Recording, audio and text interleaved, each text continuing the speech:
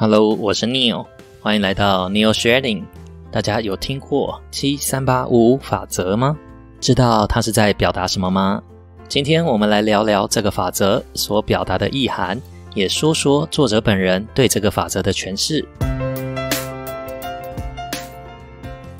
73855法则是由美国心理学教授 Albert Mehrabian 在1971年提出。作者的研究表明，我们对某人说话的感受不是只根据说话的实际内容，更多的是根据说话者的语音语调和肢体来推断。其中 7% 为文字内容， 38% 为语音语调， 55% 为身体语言。从这样的描述，大家是不是可以想象出几个画面？当你走进一个商店，店员用冷冷的口气说着欢迎光临，很高兴能为你服务。你再看看店员没有表情的脸孔，你会觉得店员真的很高兴为你服务吗？这时候你是不是会从店员的语音语调和肢体语言中感受到更多文字外的讯息？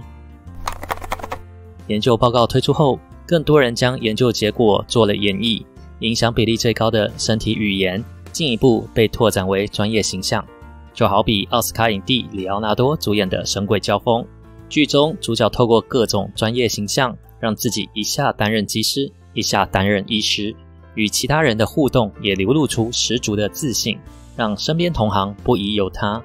虽然电影画面呈现的是编排好的剧情，但是也让大家不难理解专业形象对人的影响力。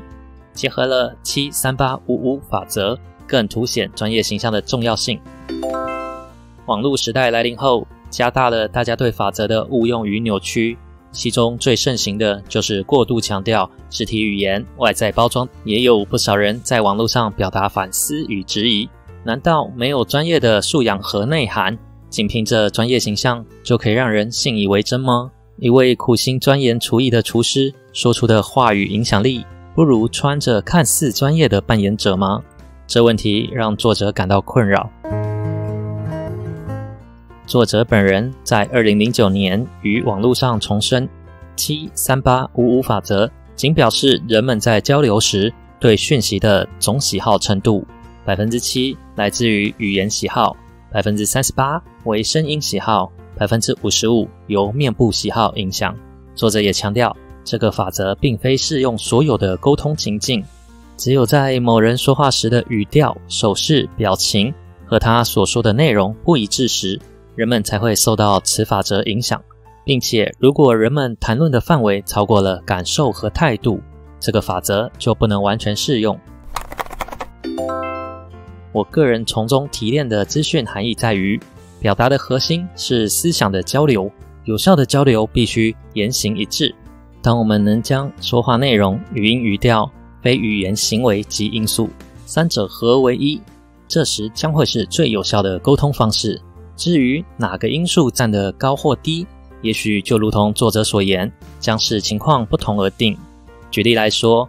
如果我们是在一个新科技产品的发布会上，在舞台上的演讲者透过慷慨激昂的语调，搭配开放且有力的肢体动作，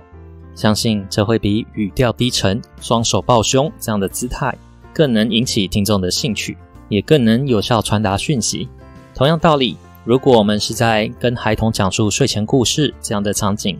温柔的语气将会是更适合的。故事后再加上一个温馨的拥抱，让美好的一天画下句号，这样是不是更能达到睡前故事的效果呢？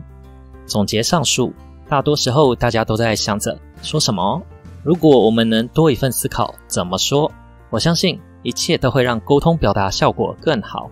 这期的内容分享到这，感谢大家观看。有任何想法与意见，欢迎在下方留言，让我们一起学习，一起成长。